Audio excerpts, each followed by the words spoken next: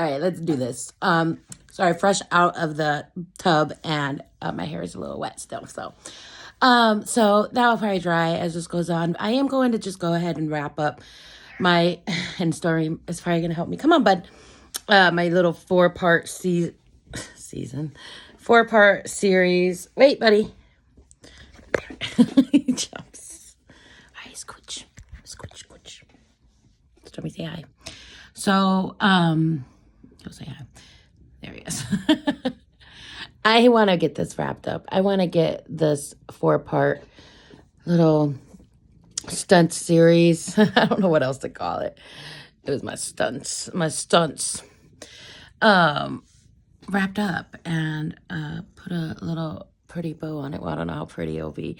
I thought about including pictures in this one because this one technically I did end up getting my phone back. And I did start taking pictures and stuff again.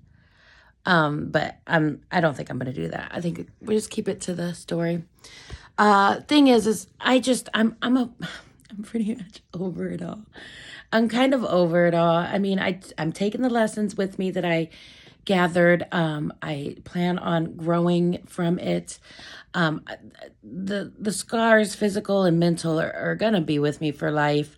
But I don't really want to keep remembering it and thinking about it. And, it doesn't really hurt anymore. But I just want to use it for my growth and move on from it. And if I do need to talk about it, or if I do need to think about it for any references of my current status, or if I could help somebody else, or I might, turn to it. But if I have to tell the story, I'm just going to refer them to this little YouTube channel. So I just don't want to keep reliving it, which I really don't anymore. But I just want to get it all out and completely. So I would say that this last one, I don't know how long it's going to run. Maybe not as long as the rest. But I am going to kind of cut back into where I left off in the last one, where I was leaving the mental hospital. I hate even calling it a hospital because I know it is technically affiliated with healthcare, but I feel like they didn't treat me as a proper patient on either side of it. I did get a lot of experience and inside knowledge from being in that facility, which was one of the nicest facilities in Illinois. Unfortunately, I have a lot of this. I don't know which words to use. Stormy, get off of that desk. A lot of it, I feel like they failed me in many ways, and I had to pick up the pieces that they left me with on top of the pieces that I left myself with. I feel like it was more about making money from my insurance than properly treating and diagnosing and, helping me. I did mention in the last one how there was and I don't feel like it was just me. I watched everybody's experiences, and,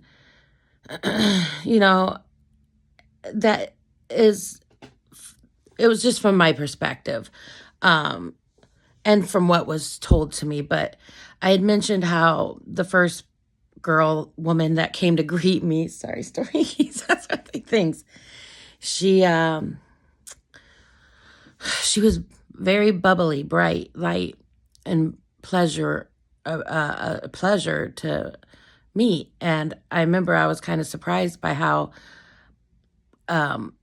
bubbly she seemed, especially to be where we were. And I don't want to get too much into her story because it's not for me to tell, but I will say that I noticed she was kept there. She went in on her own. There was not an incident that brought her in there that was required her to go. She was tired with her own life, whatever was going on there. But she got discharged, I feel like just a few days before I did.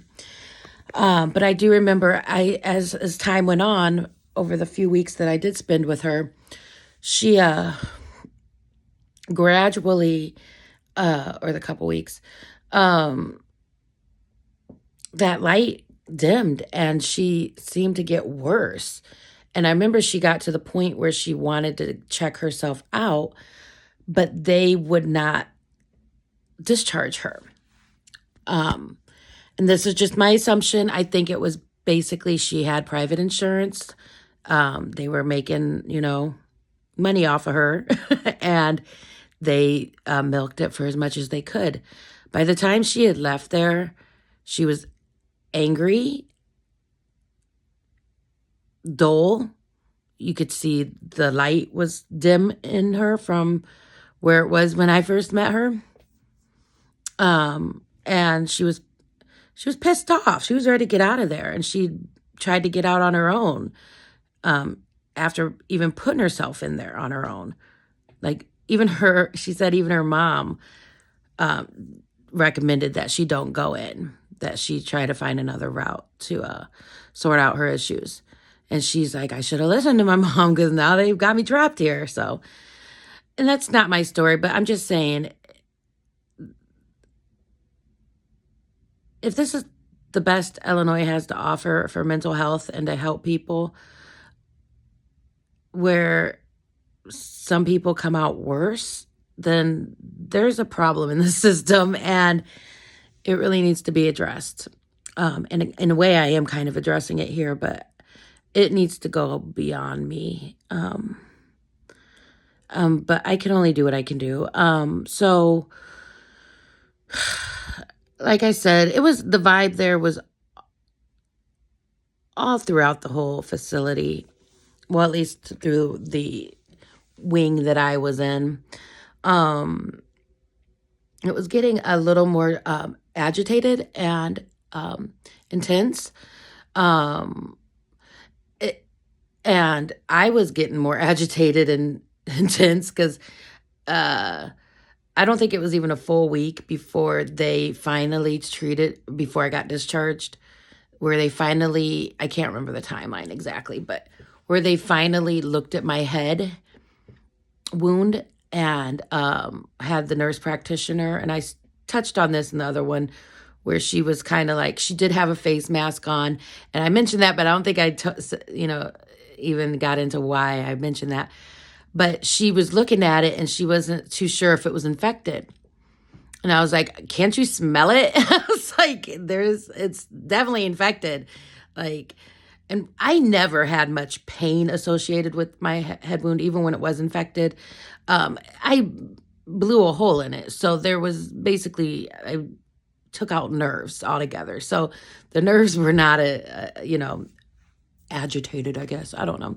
But anyways, there wasn't much pain, but I could tell that I couldn't even see it though either, because where it was located on my head, it's too far back for me. I could kind of see in the mirror, but still there was also hair.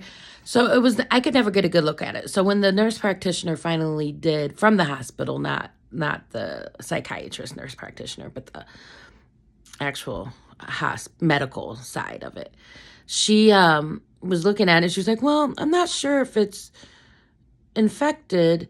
And then I told her to take her mask off, and I was like, fucking smell this shit. It's infected for sure. And then she was like, oh, okay, yeah. So she did, and she was like, okay, well, and then she prescribed me an antibiotic.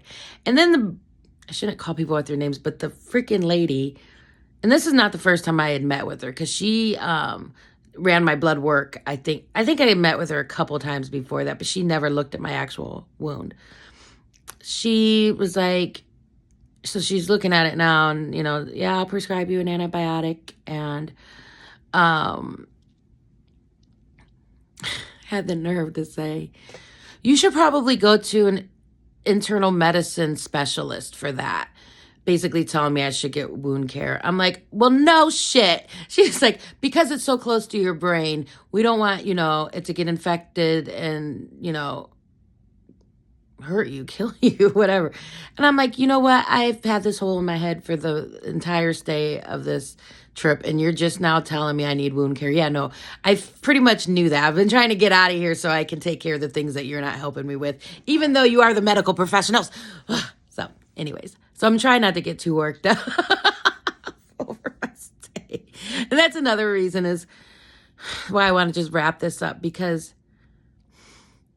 I had trauma before, years before this. I had trauma immediately before this. I had trauma during this. I had trauma while I was in the care of medical facility. I had trauma while I was in the mental health facility. I had trauma following it. And I was on my own. And I can't even say that I was on my own. I had family that supported me. And always got God, but really when it comes down to it, it was my fight. And there was really nobody that could fight it for me. And I was trying not to fight it to where it would actually do me more harm or anybody else than good. I was trying to be respectful, logical, reasonable. And I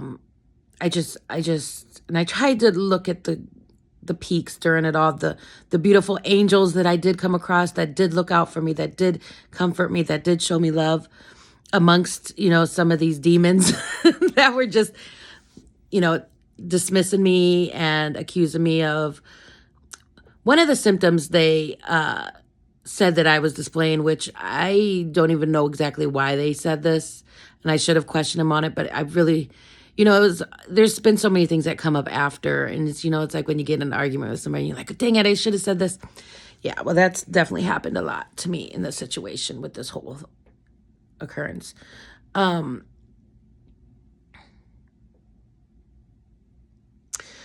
of the symptoms that they said that I was displaying that supported their bipolar, they really didn't have much to give me for symptoms, was delusions of grandeur.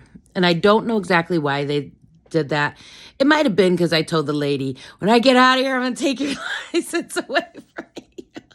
But no, actually, they would have put that before, because that's why I was saying stuff like that. So I don't know. Well, a lot of what I went in there for, I was pretty intimidated by, I don't even want to get into like what scared me so bad. It wasn't one person or one threat or one incident. And it wasn't just the potassium psychosis. Everything I've ever said to any of those doctors, to anybody, was truthful. Even I am smart. I know. But see, a lot of it was kind of where it would be like, well, why would somebody want to do that to you? Like, what makes you so special? And I've had a few people ask me that.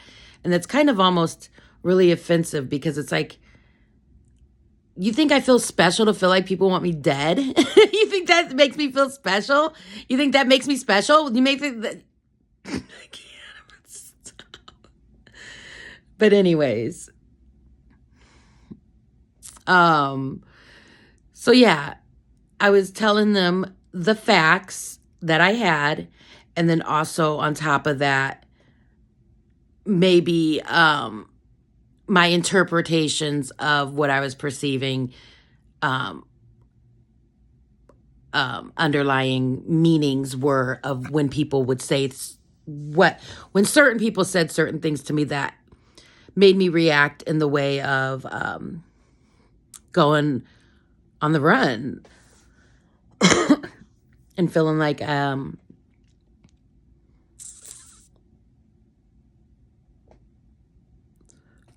my action of really trying to pick my words right.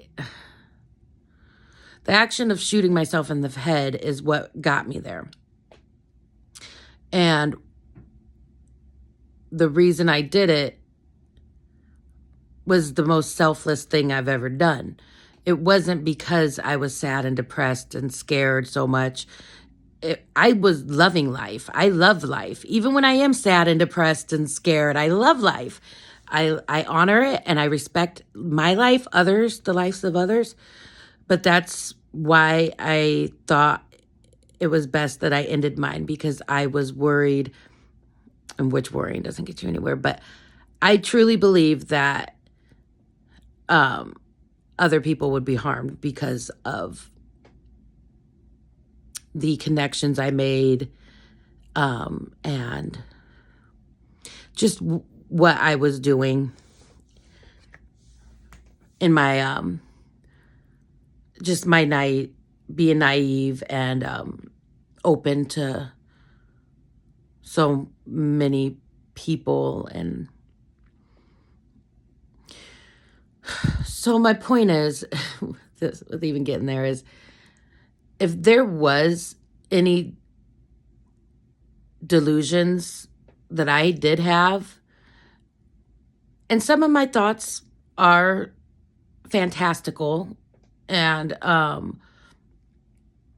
not saying they're necessarily false. I mean, even fantasies can have truth to them, you know? But I didn't share any of those with anybody within the authority of police, hospital, the psychiatrists. They didn't get my delusional thoughts. I kept those to myself. So I don't know what she was talking about, delusions of grandeur. At one point I did say, because I was like, I don't know how I survived getting shot in the head. God was with me, my angels. I mean, maybe that's what they interpreted as. I thought I was like holier than thou, which is funny because after all this, my dad's like, you really are holy now, talking about the hole in my head. He's such a jerk. Anyways, thing is they didn't have anything to diagnose me with that. They were going off of, they were making it personal, is really what I felt like. And they also wanted to get any income out of me, not income, but they wanted to, I'll get into that in a second. Anyways, they wanted my insurance. and I did mention in the last one, right as I was starting to, the days leading up, few days for sure, leading up to my discharge, where they finally were like, okay, yeah, we're going to discharge you. They gave me a date. It started getting really crazy, and they're like, more people started getting admitted. And I feel like that's almost why they finally gave me a discharge date, is because they needed the space. They needed my bed to start siphoning money out of these other people. But anyways, so they, yeah, even when I signed my discharge paperwork, my social worker, the therapist who I was in her group, she even joked around and said, I bet you're glad you're getting out of here. It's getting really crazy. I don't know if she used the word crazy. I don't think they use the word crazy too often in that facility. But she said wild or something. She's like, it's really getting wild over here. And I'm like, yeah, it is. I've been ready to go. I've been trying to get out of here before it got wild. But I really feel like the forces of nature were starting to give me, get me out of there, blow me out of there. Oh, there's delusional grandeurs. I'm so great that the nature is working me out of there. But no, everything happens for a reason. So, and it's whatever. They could say whatever they wanted to say. They didn't get my information right. I never lied to them. I gave them facts. I gave them, what it was. And for them to try to use that against me and not really try to find a way to help me cope with what it was and what happened, and instead they tried to give me a reason why I went that way, why it happened that way that wasn't appropriate, that wasn't fitting. If I truly felt I was bipolar, and I know the symptoms and I know the information, and I also know that it can't be diagnosed if the symptoms were from a medical condition or something like that, which I did experience. Anyways, I would own up to it if I had it, if I really thought I did it. I would take recommendations on how to treat it and possibly take prescriptions. But no, I don't have it. I never had it. I never had any. I'm 40. I was 38 at the time, but I've never had symptoms. And I had went through so much before that. God knows, everybody knows. I don't even want to go through what I went through before that. It was rough. And I still didn't break down to the point where I wanted to harm myself or others. Sure, I've had thoughts. I don't think anybody in this world that lives to be an adult hasn't at least thought about leaving this place. But I've never taken action on it. I've never, planned it. And even when I did finally actually harm myself, I did not plan that. That was a last minute decision, and I felt like I hit a wall and I had nowhere to go but dead. So, I was wrong, thank goodness, and I'm glad that that's not what God wanted me to do. But I'm just being misunderstood and misdiagnosed. It hurt my feelings more than anything and pissed me off because there's people who need help out there, and I did need help, and I didn't get the proper help that actually would have benefited me, and that my money actually went towards. I had to do so much self-care, which I would have had to do regardless, but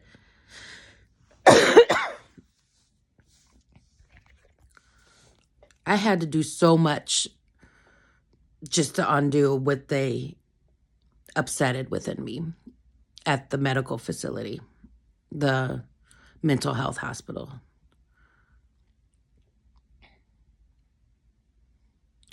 So yeah, I got discharged. My dad came to pick me up.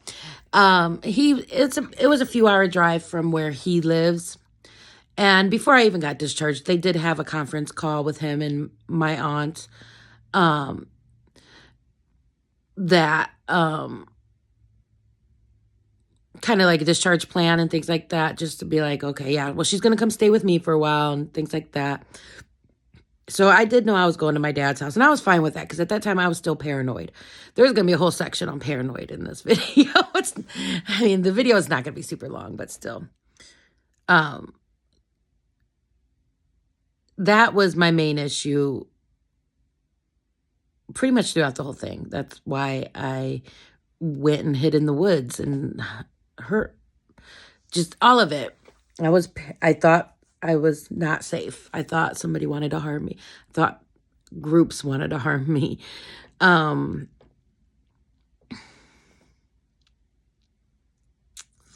I'm not the only person that's ever been through this. I mean, you've seen people in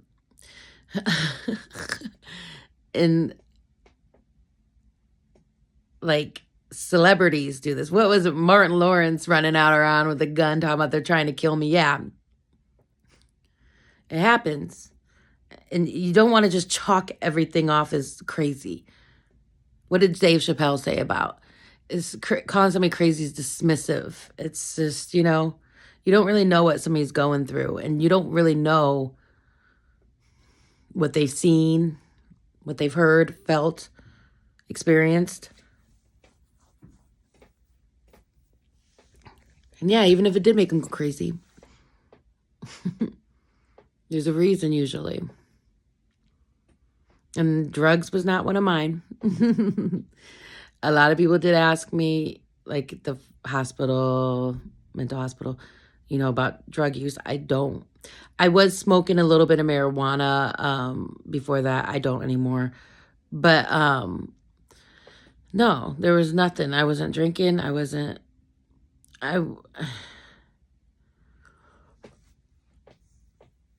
Anyways, okay. So yeah, my dad comes and he threw me back to childhood, being late to pick me up. I was so ready to get out of there. I was like standing the whole time. And they started like cleaning off my bed and stuff because like they were needing to move somebody into my bed.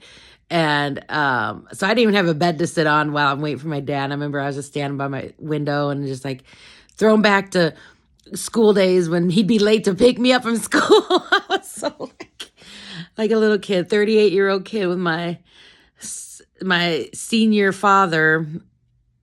Well, he's not my father, but he's my daddy coming to pick me up. And I only have one father, and that's God. So anyways, that's the heavenly Father, the Most High. That's my father. Anyways, so my dad he came to get me. I signed out. And they also had the nerve. They're so just annoying.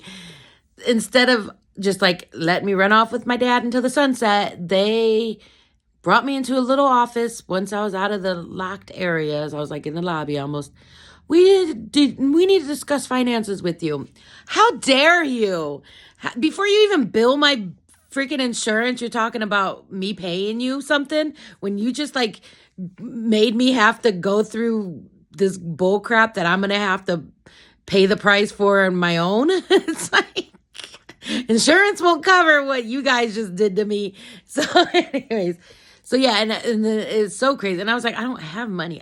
Well, first of all, I don't come from money. It strained my dad a lot just to make the drive to come get me. And the whole thing strained my dad a lot. And I apologize. And I feel bad I don't feel bad about that because I know he'd do it again if he had to. In fact, he told me he'd do it again if he had to.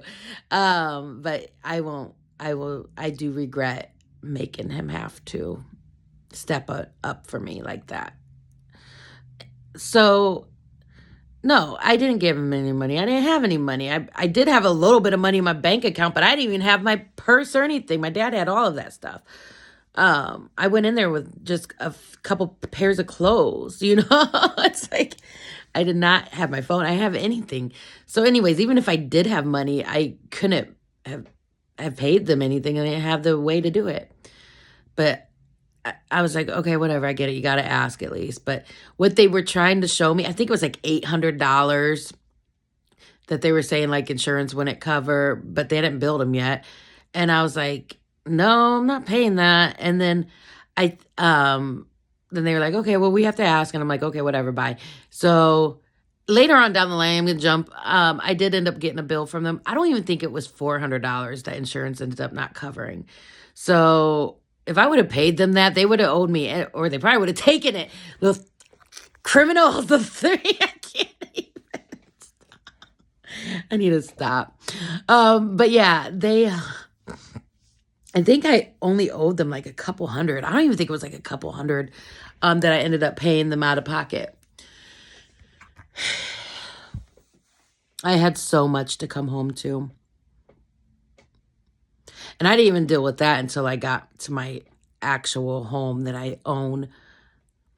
And thank goodness, I did have, so I didn't have to worry about my mortgage while I was in there.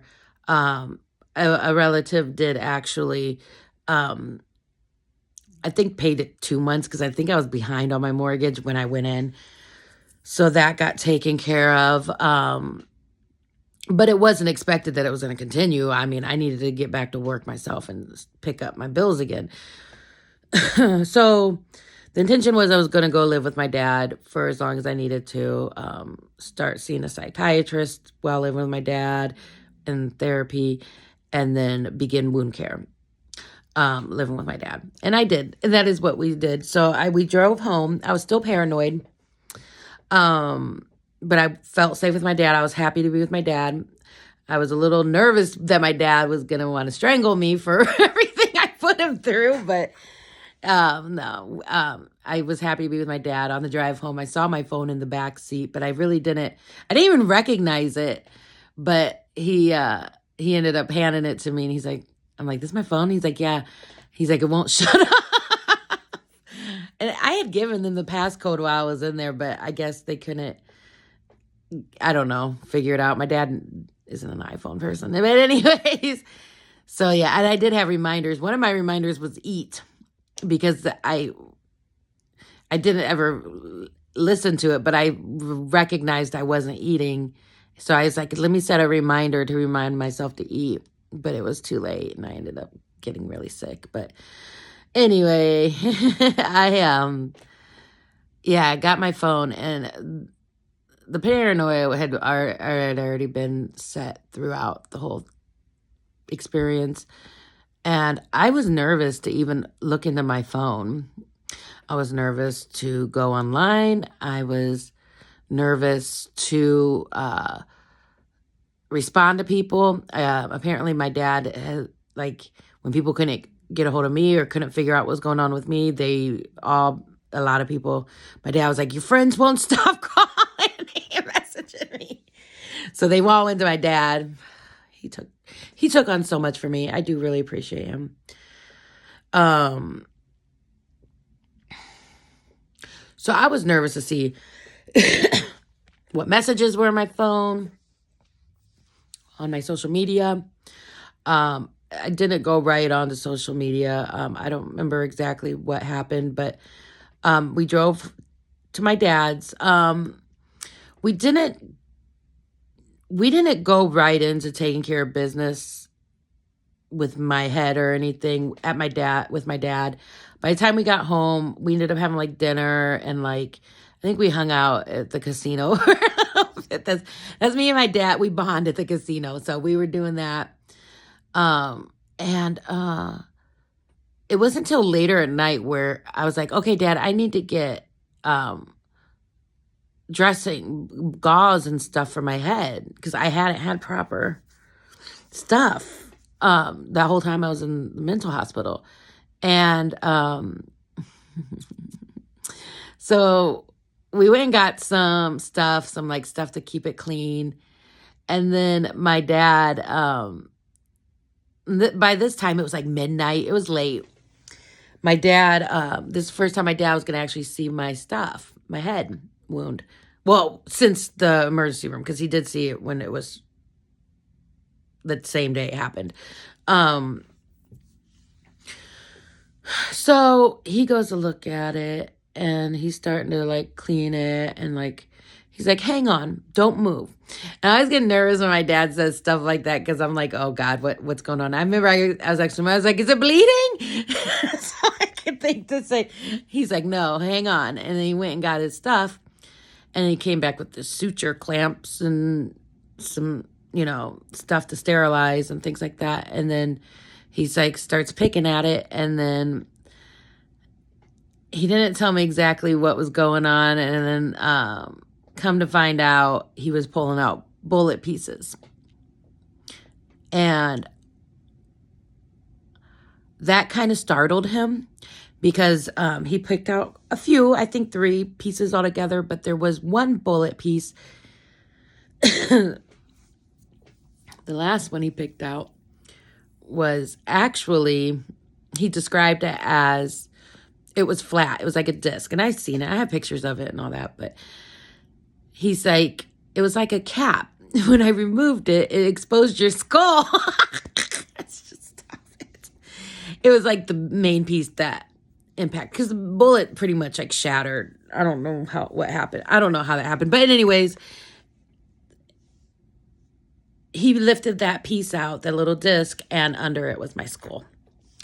And that's where my dad, he didn't freak out. My dad's a very controlled, calm person, but he was serious, and I knew it. And he was kind of pissed, because he was like, why are there still bullet pieces in your head? And we knew that at the emergency room when it first happened, that they weren't going to remove things, any pieces that aren't like a threat to harm do any more damage or anything. But this was like real intangible for my dad in this moment. And he did feel like, he's like, why am I pulling pieces out my daughter's head? It just was like a shock to him, I think, because he's actually holding like the pieces, and he saw my skull. So he doesn't freak out too bad, and he's like, we got to go to the emergency room.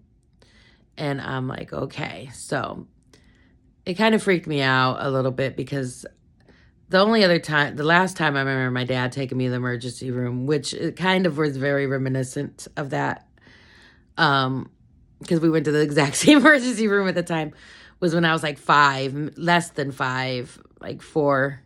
I had a speaker fall on the top of my head, and I actually still have the scar on top. And that's a dent. It's actually a bigger dent than this one. But anyways, I needed to get stitches put in it, and my dad took me up to the emergency room in the middle of the night to get that done too. So it kind of threw me back to that time. And I even took a selfie of us going up there because I was like, Dad, it's like when we were so yeah, we went up there, and they looked at my head, and they were like, yeah, the bullet fragments are fine, but she definitely needs wound care. So they did the referral to get me to get wound care started and told me how to go, where to go. And they actually, they shaved a little bit more of my hair off. Like at that point, really nothing had been shaved off. It was more, they were, oh, and also my dad before we went up, my dad took a picture of a few pictures of what he was seeing on the side of my head and my skull and stuff. And that was the first time I even saw a direct picture of the actual like damage. Because my dad did take a couple pictures in the ER when it was fresh, but I didn't know that. And well, I knew he took them, but I don't remember. And he didn't give them to me until later on. So yeah, so my dad started a little collection of my head wound pictures and my bullet piece fragments that came out. So we're at the hospital and the emergency room, and they're like, they did actually give me, and this is how I knew I didn't get my antibiotic until like less than a week before I got discharged, because I remember I was still taken. Still wasn't done. And I needed, I don't know if it was a week-long one, but they did prescribe me another antibiotic to finish with the other one that I was already on. So they put me on more antibiotic, got me ready to, set up to go see the wound care, internal medicine, whatever it's called, and sent us home. And from there, my dad felt better, I felt better, whatever. So we went home. I ended up sleeping. I hung out with his cat, Taco Cat. I was still very, nervous to be alone. At that point, my dad didn't really leave me alone. He wouldn't. And my dad's known to be in and out and running around, always busybody. But he came through for me in this time. I wasn't alone, at all for a while. So he helped me get around. Also, I didn't have a car at this point because I totaled my car in the lake at Crake. So I also relied on him for transportation and everything. So I had to start dealing with things. I don't think it was the very next day, but my work had been informed by my aunt that, that I was away at the hospital and stuff. And they knew that I would get a hold of them once I was back. And actually, I didn't know that my work, because when I ran, I just left. It was a Friday, but I had coworkers thinking it was the worst, I was dead or something like that, which is totally understandable because they knew the soap opera I was living before any of this happened. And so things were getting reported to my managers and stuff, and I was missing an act. Nobody knew where I was from work, even after my family knew. But eventually they did, my family did get a hold of my work and let them know that I will get a hold of them when I can. So that was one of the first things I needed to do, was get in touch with work, let them know. But this was still like the first day. I don't know. And I also needed to deal with my car insurance to, do the claim for my accident.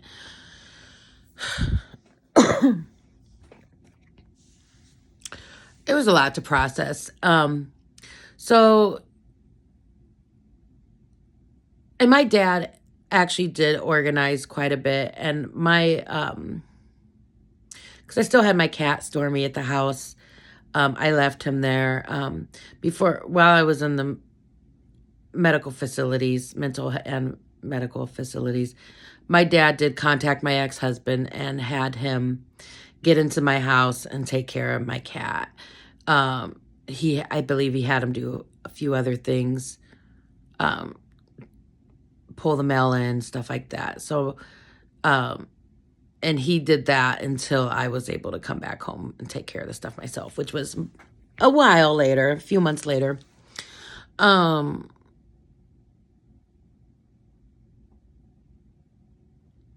Sorry, I'm going off of memories. So,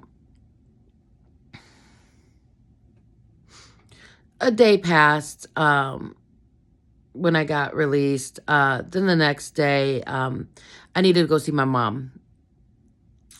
So, text. My mom was battling cancer, and she wasn't doing too well the whole time that I was away. They told my mom, at first they tried not to tell my mom anything happened about what happened.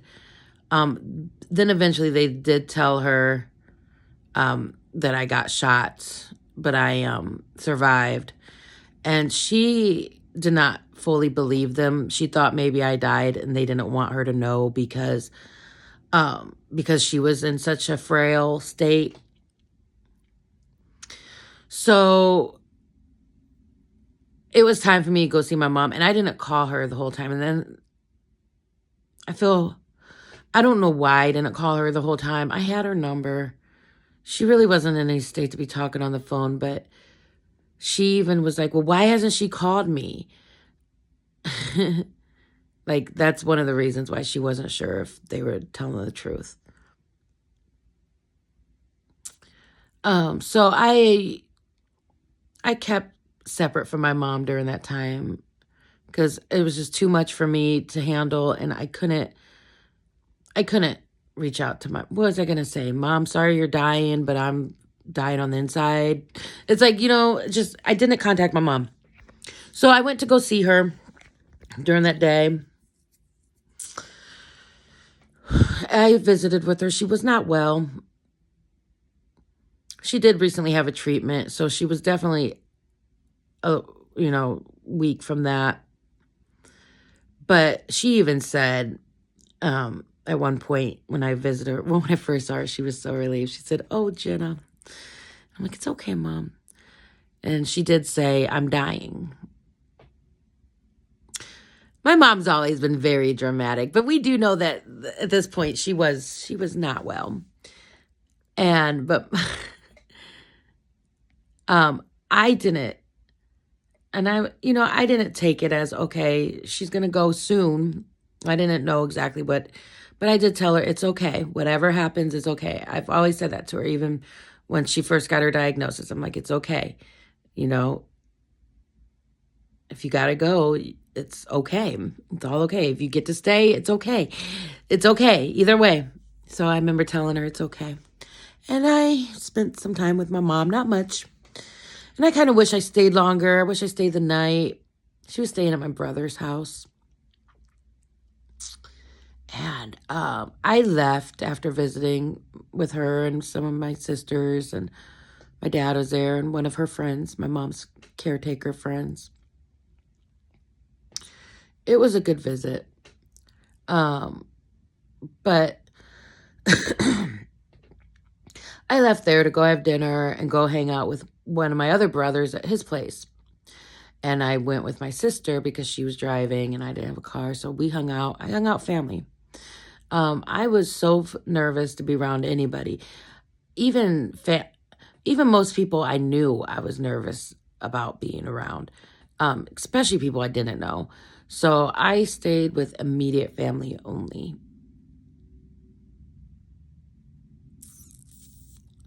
And I spent time with them. We were talking about how crazy things were and stuff. And then me and my sister went home late that night. Well, she dropped me off at my dad's late that night. And then she was staying at my mom's house at that time. My mom was staying at my brother's, so she was alone at my mom's house. So she dropped me off, and I woke up the next morning to her and my other sister and my dad crying. I heard my sister crying, and they were just, I woke up to Jenna, and I could hear crying, and first thing I said was, Mom died. Because I knew it, because why would anybody be crying and waking me up? So, Mom died over that night. I did get to see her alive.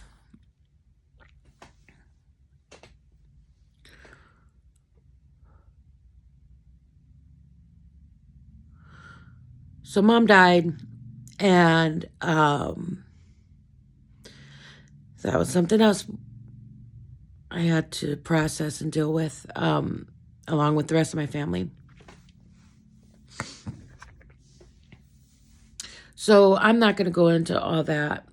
Mom died. I'm still trying to figure out my logistics and things on my bills and my things. My oldest brother, he ended up taking over the details with my mom's arrangements. We did consult on things together. I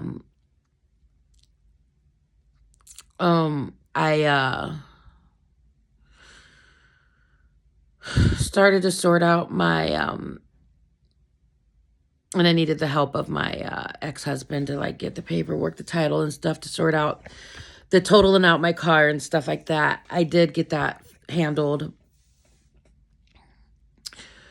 I still didn't have a car. I contacted work. They told me, get a hold of them when I need to. They were aware of my mom's passing. So I wasn't going to start back working, but it was, I was allowed to work from my dad's house. And my dad did arrange to have my ex-husband bring my computer for work and stuff. So I did have the things to start working at my dad's, from my dad's, because I work from home anyways. And during that time, I wasn't doing home visits. So it was still totally doable for me to go back to work. But at that point, I had a lot going on, so I wasn't ready to start yet. And then I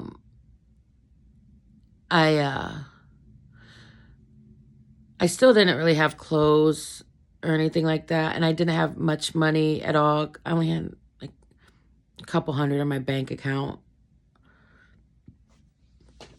So, and I think I spent it kind of, I think I donated like some of it to like flowers for my mom's services. I don't come from money. My family doesn't really have much. Yeah, I mean, I've got people outside of my immediate family that might be doing well for themselves. And really, if it came down to it, they'd chip in and help out, I'm sure. But we don't rely on each other like that. I don't rely on them. They don't rely on others. We all just are getting by. So money was tight, and I needed something to wear for my mom's services. I needed 2 outfits, dresses, something for the wake, something for the funeral. Um, and at that point, I didn't even have money, really. And I felt horrible that my dad was going to have to buy me something. And he was willing to, and he was going to, and he did. But I tried to have him take me back home to my home, my house, where I wanted to get more stuff for work. I wanted to get clothes. I wanted to get something to wear, a dress, a couple dresses for my mom's stuff. I wanted to get my headphones, my earbuds. I wanted all kinds of things from home. But at that point, it wasn't safe for me to, my dad did not want me to go back home. Plus, he probably didn't want to drive. It was a couple hours drives for him. So I legitly threw a full-grown woman tantrum because I couldn't get what I needed and wanted. And I disrespected my dad.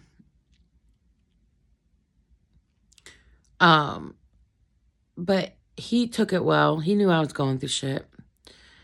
And he just let me tucker myself out, and I did. And I ended up going to lay down on the couch, and he covered me up and kissed my head, so we were fine. And then after waking up and stuff, I decided, yeah, let's just do what you got to do. I'm in your hands, whatever. So we went to Walmart. Yeah, I had to get Walmart dresses for and I appreciate that anyways. I appreciate my dad, but and I don't even want to sound ungrateful by saying I had to wear Walmart dresses to my mom's funeral, but I did, and they were fine. They weren't bad looking. That my dad had to buy me, and I really was trying to go save him as much. I didn't want him to have to buy them in the first place. So yeah, we made it through my mom's services, which was tough in itself. But because I was still highly paranoid, I spent most of the services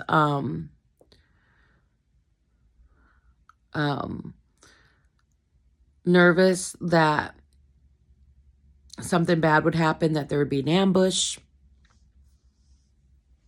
in my family. I was still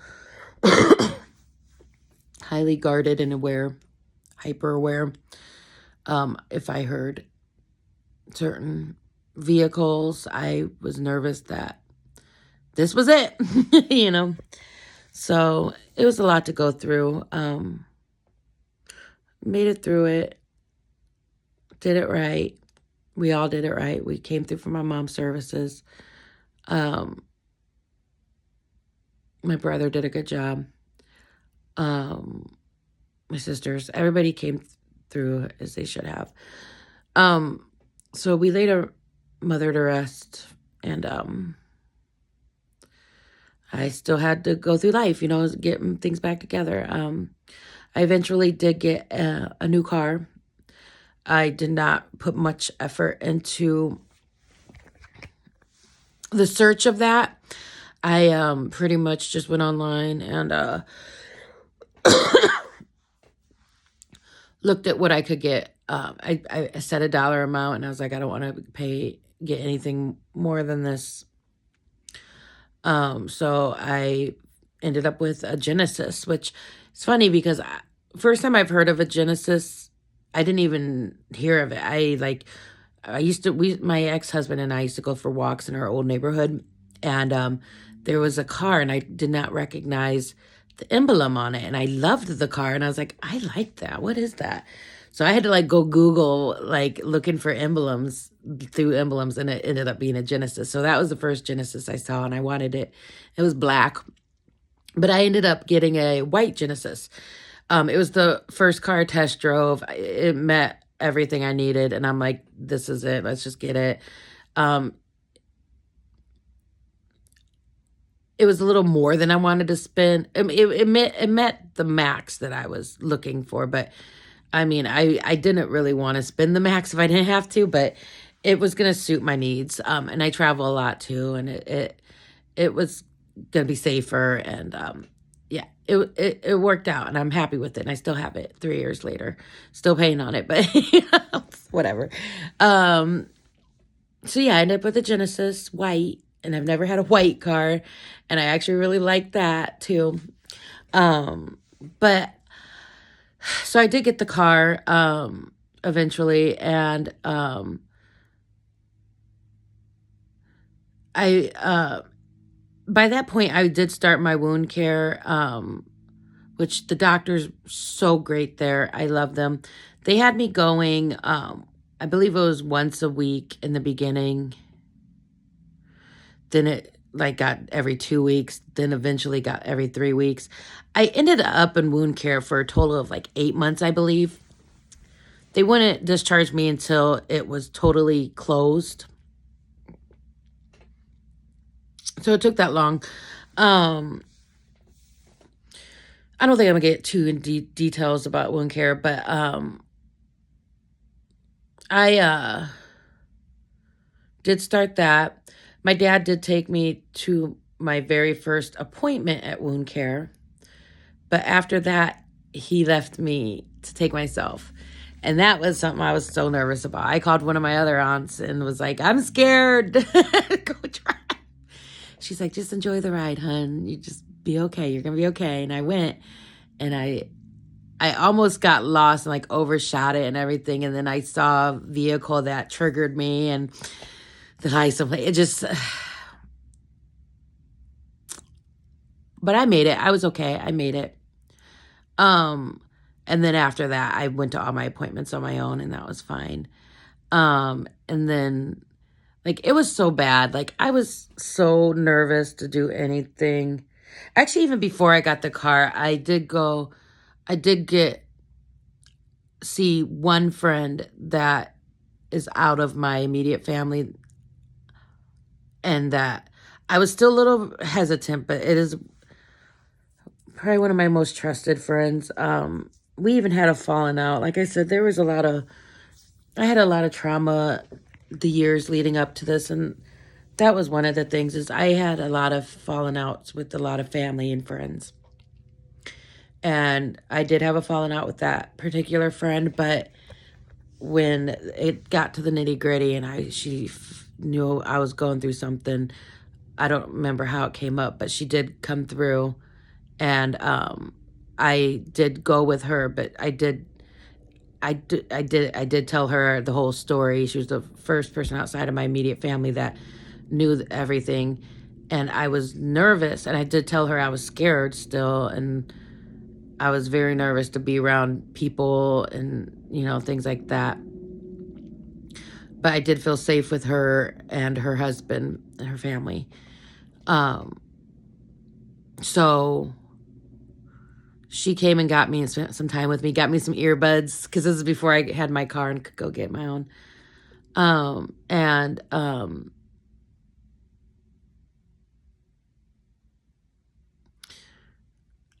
actually even got invited to a Keats for one of our other mutual friends, and they did take me with them to go there, and that was like the first time I put makeup on after all of it. And it was a good time, but I saw more of my close friends, and I didn't tell anybody what had happened, but they all knew that something did, and they assured me that I was safe. One of my friends even said, I was standing at the bar with them, and I was like, man, I just don't trust anybody. And I was like, I'm very nervous or something like that. And he's like, nobody's going to touch you. And I was like, I really felt that. And I felt like that I was safe with this particular people I was with. And I remember driving back home from that event and just still nervous, still checking the back window. I was riding in the back seat of their car and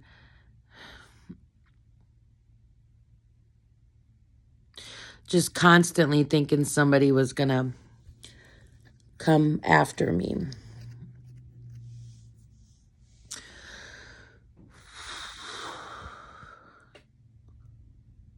But I was in good hands. I really was, and I knew it. And I know even if somebody did come after me that it wasn't going to go down without a fight. So it was a lot. Even in those days, those early days, I needed to go to Walgreens.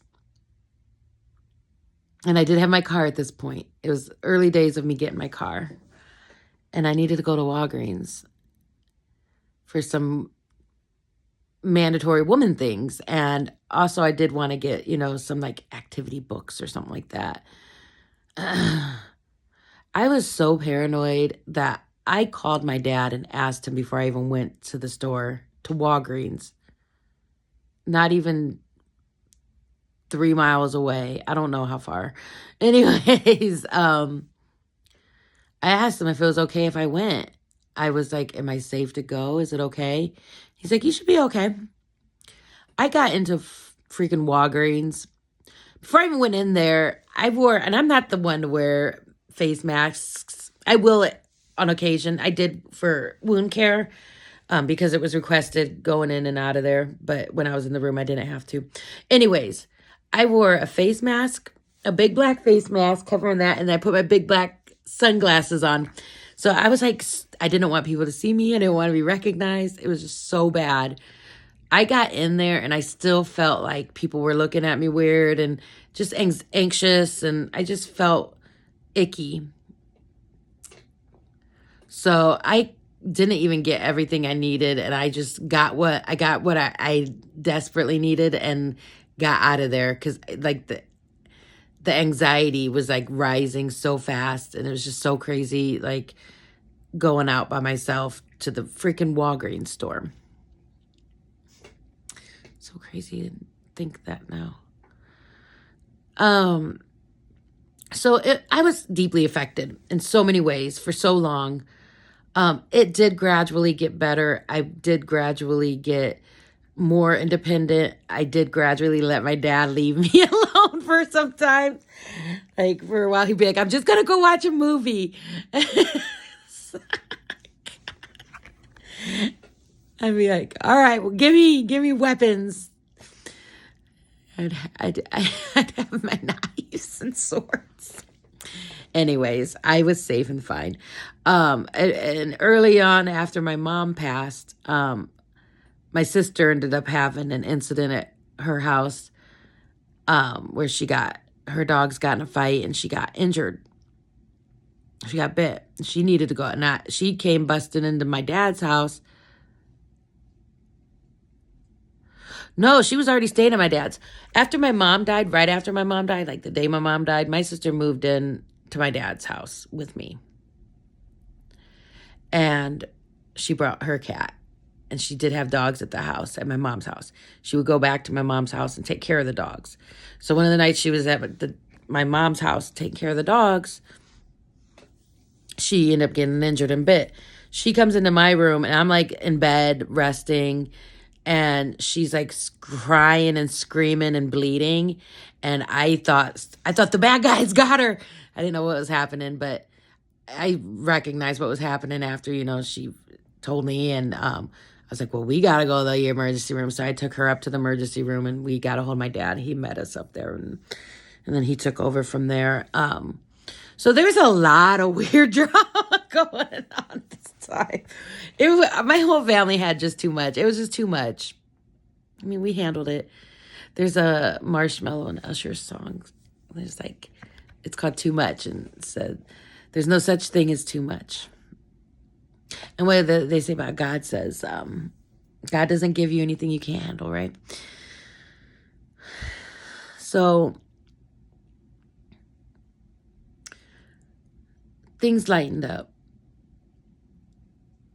We handled the things with my mom. I started going out to eat with my other brother, a couple friends. I felt protected and in good hands the whole time. I still nervous. I did eventually return back to work. I was nervous to do that. I was nervous to listen to my voicemails because my work was like, Jen, are you okay? People were all like, it was so much. And I gradually built up strength in that way. Becoming back to, that freedom of living my life and enjoying it and not being so scared. We did at one point drive my car, my dad, my sister, and I. First time I went back to Springfield, I was nervous and I told my dad I wanted to drive down there, but I didn't want to drive back because I was like, I want to face this. I want to drive it. And I did. And when I got to the house to pick up some stuff for work and clothes and things, I didn't even visit Stormy much. He was probably very thrown off on that because as soon as I got here, I just wanted to get it done.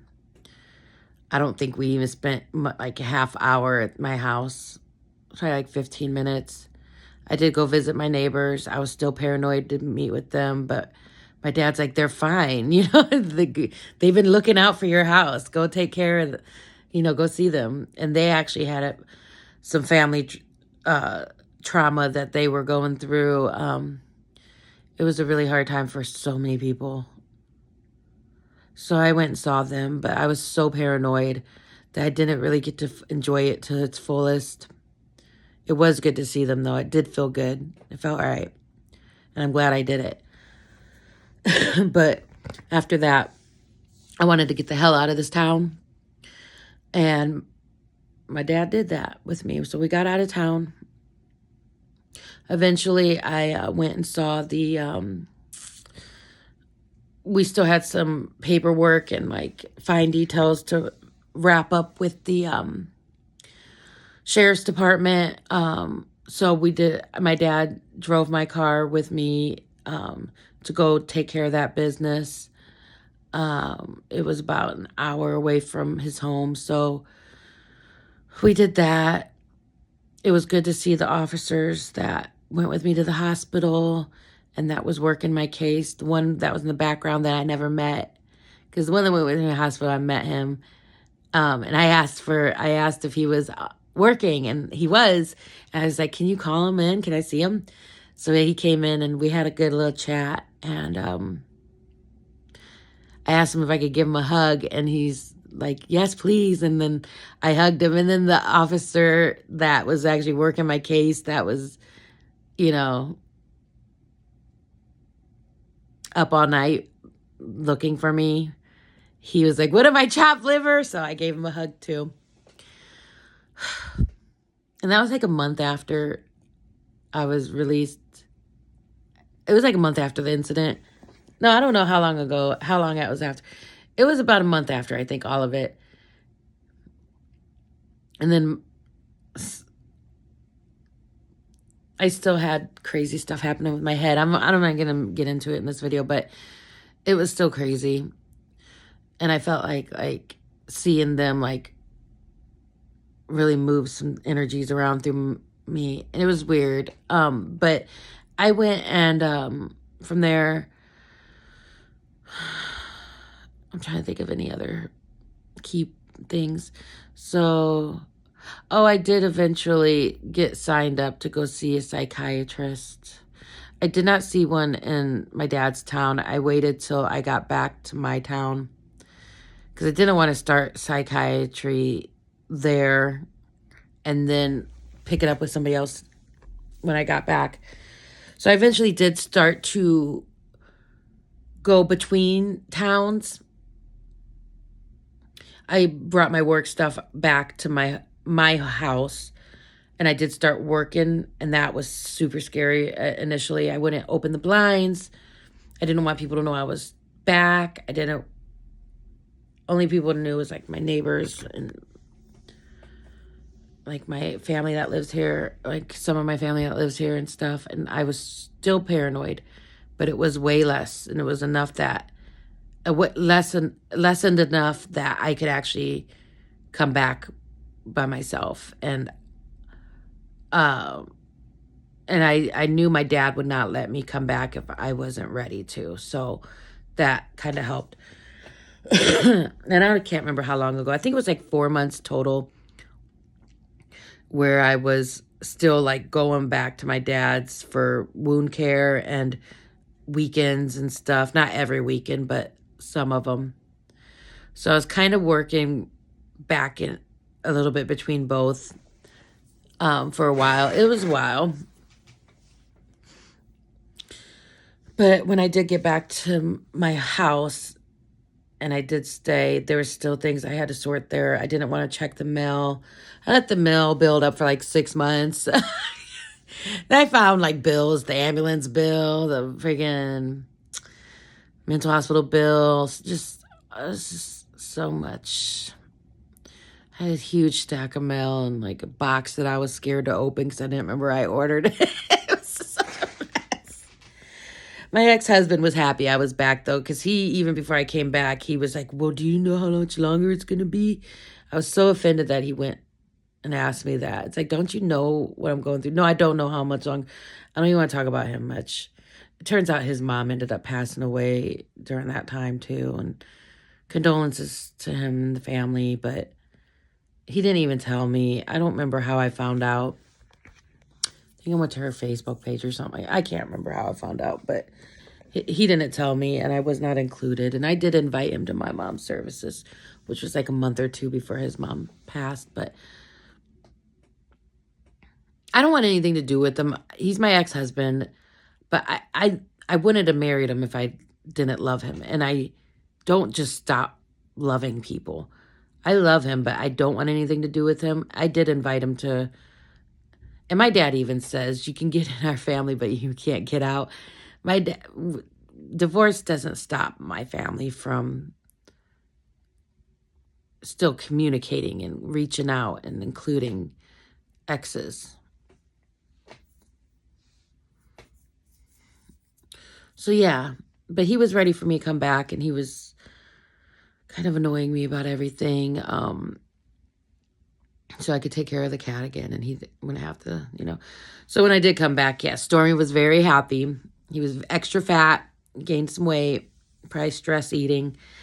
I know, just like your mommy, and I got extra fat too. You're okay. He's with me still. And life just slowly began to get back to normal. Eventually, my brother did end up coming to live with me after I was fine. I think I went a year on my own getting back. I wasn't so nervous or anything at that point anymore. I still wasn't dating guys. I was barely talking to guys. I declined a lot of dates. I declined a lot of guys. I did not want to see any guys in person. My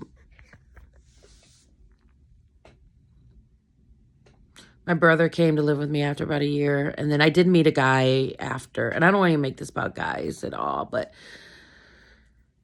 it was me getting back to normal. I did meet a guy that actually, his brother was friends with my brother, so like I did feel a little more comfortable, and my brother was living with me at the time, and or just moved in with me at the time.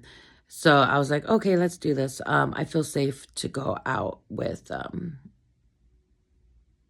somebody new. And we went as friends. It wasn't like it was romantic or date or anything like that. We started hanging out. And that went okay. I was pretty on guard. And I think he understood okay. And that kind of was made things a little bit easier. I still have not met anybody new in person since all of this happened. I did hang out with a guy friend recently after, but I met him before all this happened. I still didn't trust him. I still don't know if I fully trust him, but I have made progress. So yes, now I do at least hang out. And even when that was fairly recent, like even when that kind of jump started, um, I still didn't want to be in, I was still, it had to be a public place. I was still very guarded.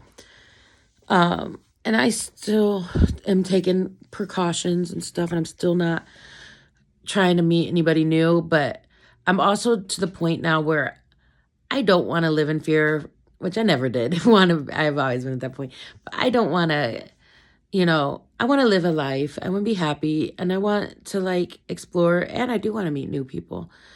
So I did get past the point, and I don't even want to go into all the shadow work I had to go through and like the inspirational care and just the recovery process. I think it's kind of shown throughout the years. It might even be touched on in other videos and things like that. But yeah, I feel like I did it legitly the right way, or at least what's best for me. I took my time. I was patient with myself. I forgave myself, forgave others. There's so much that was involved in the recovery process and the healing and the growing from it and learning. I don't think I'm missing anything else. But now I'm to the point where, yes, I am back in business. I'm doing very well at work. I'm back to, now we are, and this is the second year of it maybe, where I am doing home visits. So I am going to strangers' homes. Well, most of my caseload I know by now, but yeah, I'm doing things that I was scared to do, prior, since my accident and issue. I'm even doing things that I was anxious to do when I was with my ex-husband. Like, it got to the point where I didn't even want to drive on the highway because anxiety was so overriding me. But I really don't deal with anxiety too much. Of course, I have anxious moments and little moments of what if, paranoia. I don't trust that person. I keep guarded. But it's not overtaken my life. I'm not living in fear. I trust God, trust His plan for me, and I'm willing to do whatever God will have me do. I just hope I don't have to do any of this stuff again. I just really hope that. And I think if I've applied the lessons properly, I shouldn't have to. So, yeah, let's wrap it up. I think that's a thing. I think we're good. I think I said everything that I need to say in this whole little series, and I'm very happy to close the lid on it and put a nail in it, and that's a wrap. Bye. Love you all. Oh, Stormy loves you too.